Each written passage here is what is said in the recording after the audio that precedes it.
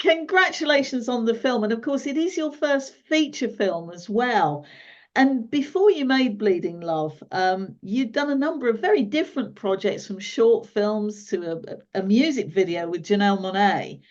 What made you choose a feature film for your next project, or were you always working towards that?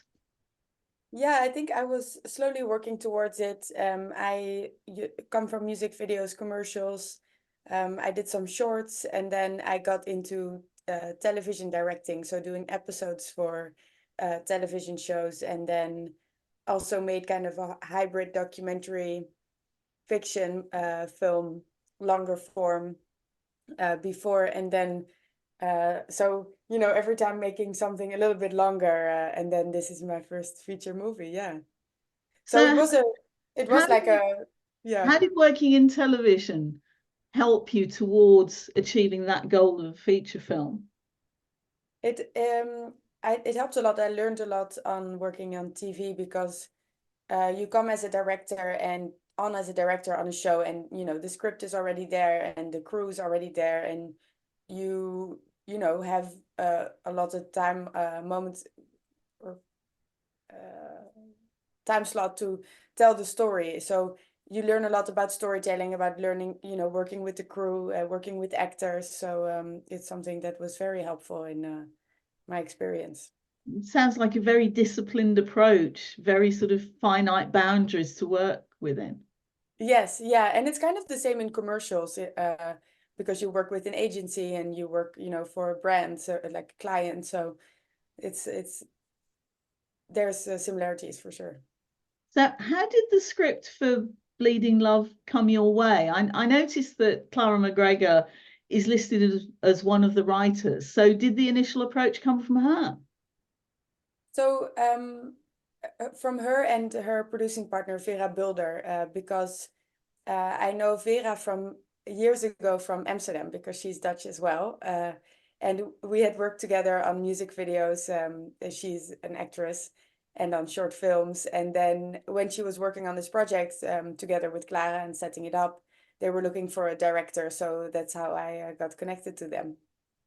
So, what was it about the story that sparked your interest? I mean, was there anything in there that perhaps felt quite personal to you, or was it more the case that it's actually a story with quite a universal appeal with its themes of sort of family difficulties and addiction? Yeah, I think when I read the script, I very much felt, a connection to it because the relationship that I have with my father is one of the most formative to who I am. And I think, you know, always when I read scripts or look at stories that I want to tell, I try to find my own personal way in, but then also l- try to look for what is it about it that it is about human nature and appeals to just human nature. So I think, and this is, I want to do that because I want to, yeah, to have some type of core emotional experience that different types of people can connect to. So that was both for me personally, it is something, but I do, yeah, I do agree that I think it's quite a universal story. Yeah. It is. Was the film always intended to be a vehicle for Clara and her father, Ewan? Did Yes. they were always going to be involved from the start? Was it actually written with them in mind? Yes, it was. Yeah. Do you know why they wanted so much to work together? Because I think this is the first time that they've done it, isn't it? Yeah.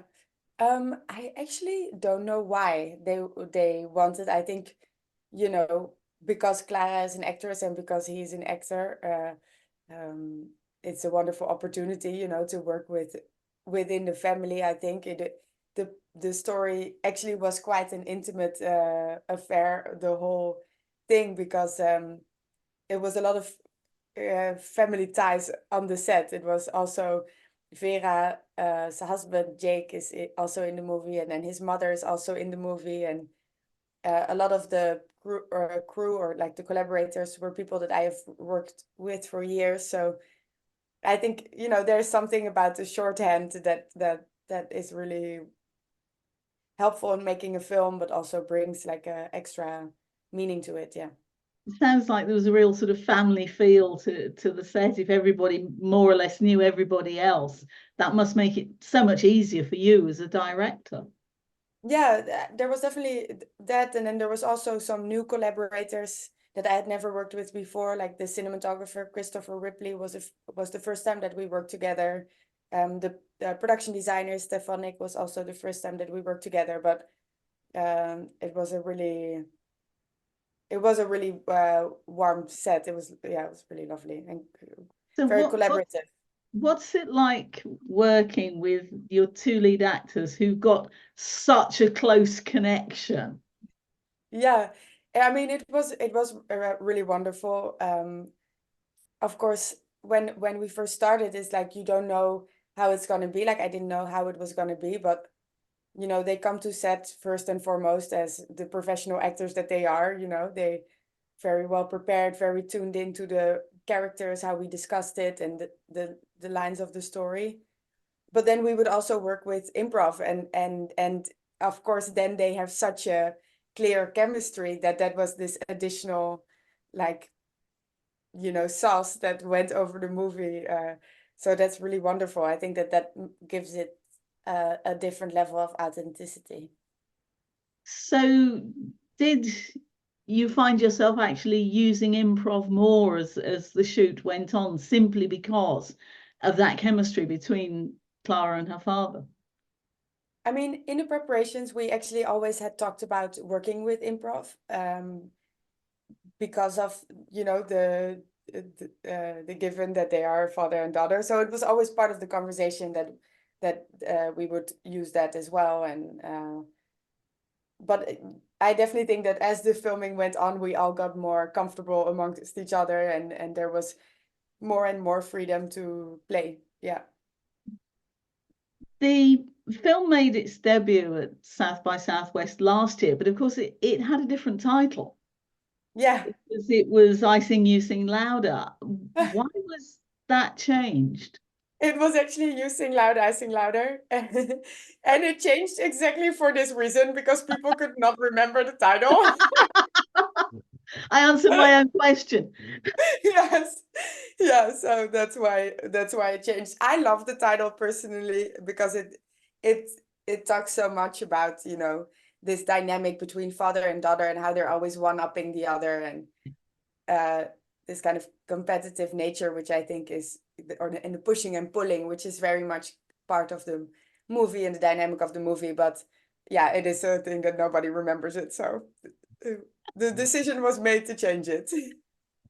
Why was Bleeding Love chosen? I mean, the song by Leona Lewis is in there, and actually, I think it's the first moment in the film where you really see a connection between father and daughter, because up until then it's been a little bit fractious. Did that have anything to do with the choice?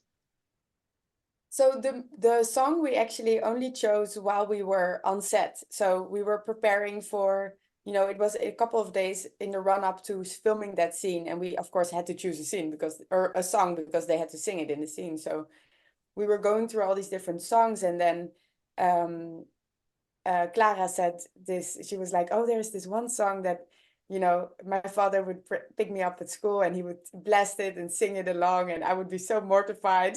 And it was Bleeding Love, and it wasn't because of the song that she was mortified. She was just like, a teenager who was embarrassed of her father. Yeah.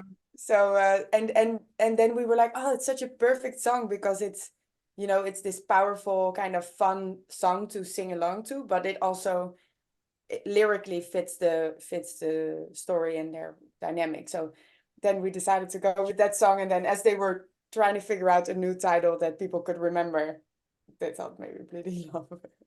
I mean, it's a good fit in the end, but it's even better that there's a personal connection in there as well, which is Yes. wonderful.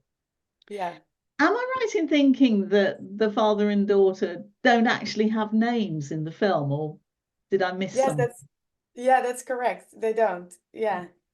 Is there a reason for that, or did you just feel that perhaps it wasn't relevant, that it was the relationship and the characters that mattered?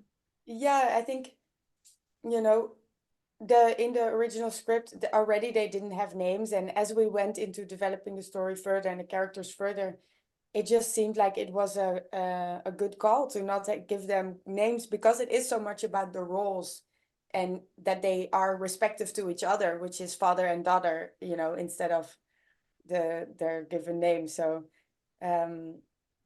yeah, it just made sense to not add that level of character on it. Yeah. So, what have you got coming next? More television, another feature film, something different entirely? I hope, to have a long career where I can make all types of different things. Like, I really enjoyed making this movie, and I want to make many more movies. I want to make a genre movie next, like either a dance movie or a musical, or um, perhaps a horror movie I'm working on as well.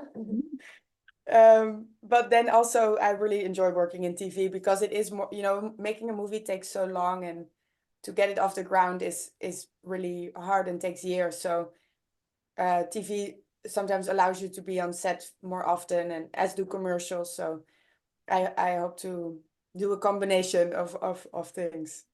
Keep all the balls juggling, as it were. Yes. Big big time juggler.